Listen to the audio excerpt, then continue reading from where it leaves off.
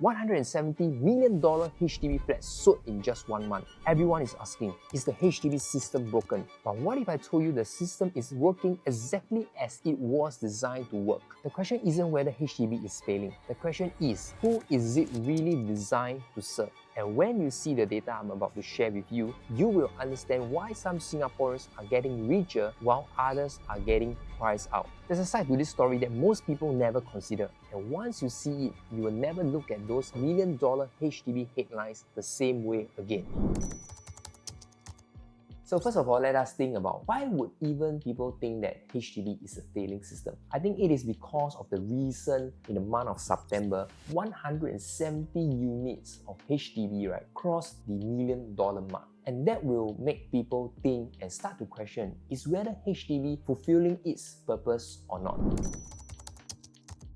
First, let us dive in and talk about what is HDB. HDB is a housing development board in the sense that it is created by government to build affordable houses for Singaporeans. And it is managed and controlled by the government to provide affordable and quality housing to Singaporeans. In fact, when we look at the numbers in totality, $1 million flats only stand a very small minimum percentage only. In fact, it is less than 5% of all the total transactions. Before we dive into that, let me share why I think HDB is a success. Firstly, when we look around, over 85% of Singaporeans stay in an HDB. And that is a high percentage count of home ownership. And it is a testament of its great success. Number two, the income to the price ratio. For Singaporeans, the annual income versus the price of the BTO flats is about 4 to 5 times. So when we look at that, we talk about affordability. It is greatly affordable even for young Singaporeans. And thirdly, it is the substantial grants government is giving out. As a first-timer, let's say you want to buy a resale flat. For the first-timer grant, it can go up to 230,000. It is a substantial grant and it is kind of like a discount from the resale flat prices. And it is because of all these 3 points, I think government is really doing a very good job and pushing people to help people to afford their first HDB home.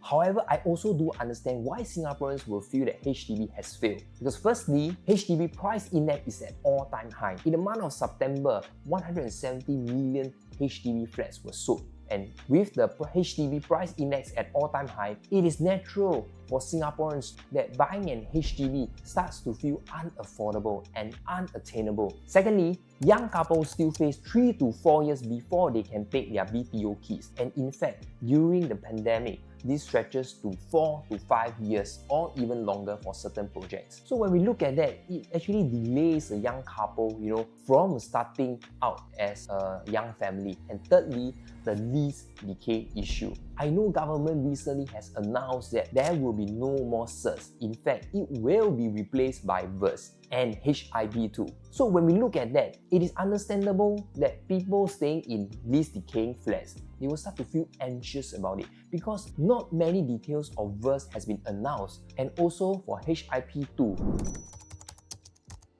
In my opinion, I think government is doing a great job. Yes, there will be no policy that is perfect and there's no system that will be perfect. However, when I look at the big picture as I'm on the ground serving clients, talking to clients, I feel that the majority of needs of Singaporeans were still being met. Meaning to say, they were still able to afford their BTOs, get their flats, start up their family. I do understand why Singaporeans are worried that the prices are at all-time high. However, when you look at it, government is already doing a lot behind the scenes. In fact, when you can see government announced in 2021 to 2025, government in fact they launched over 1,000 BTOs, and in 2025 to 2027, they are going to release additional 55,000 BTO units out to the market. So what will eventually happen? In fact, it will cause the resale market to come down in terms of the price. Number one, they are increasing a huge supply. Number two, they are actually taking away the demand from the resale flats. This will cause the demand to be lesser in the resale market, and this will eventually lead to price decrease in the resale market. Over the past 3 years, I've helped over 160 families sell their HDB at the highest price in a short amount of time, leaving them with cash to spend even after their upgrade and renovations. If that sounds interesting to you and you are thinking to sell your HDB or EC, click the link around this video to see how I can help you.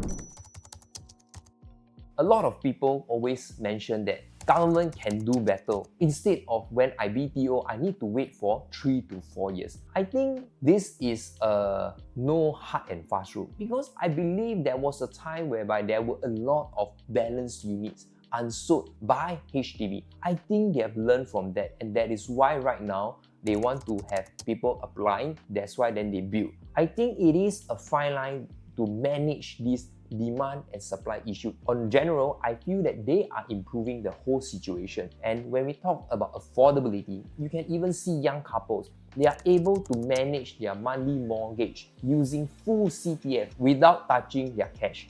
If I were the government, what I would do differently is that I will continue to build BTOs, and for the BTO flats to be ready. Yes, their take-up rate might be fast, might be slow in certain years. However, I'd rather to be in a situation whereby I have sufficient supply when Singaporeans choose to apply for BTO. So in that case, this will provide certainty and also assurance to young Singaporeans. So when you look at it, when people apply, right, to eventually wait for the keys to be ready, in totality, probably the young couple waited for about 4 to 5 years. So when we look about the age when they apply, probably they are fresh graduate, maybe in the age of 24, 25. So when they wait for 4 to 5 years, they will be in their 30s when they take the keys. So when only in their 30s, they were able to start their family. So when we look at that, there will be all these young couples will face a dilemma, because they will be at a stage whereby, do I choose my career or do I choose my family?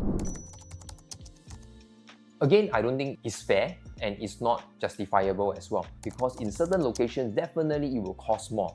For example, in a more central location, whereas compared to Woodlands, Yishun, Punggol, Sengkang, all these are in the outskirts. If you were to price all the flats at the same price across all boards, then who would want to choose Yishun? Who would want to choose Punggol, Sengkang or outskirts, right? Because people will generally choose the better location. It will put stress on the sellers, the current market sellers, because the current seller, they will depend to sell to cash out their equity from the HDB for retirement planning. So if you were to cap it, number one, it will cause stress to the existing sellers. Number two, imagine today you are that owner and the government put a cap to your profits. In future, even next time you want to sell, your profits will be at a cap. So putting a limit, I don't think is justifiable, and I don't think it's a good plan. If this episode helped you understand HDB a little better, do subscribe to the channel. It really helps. See you in the next one.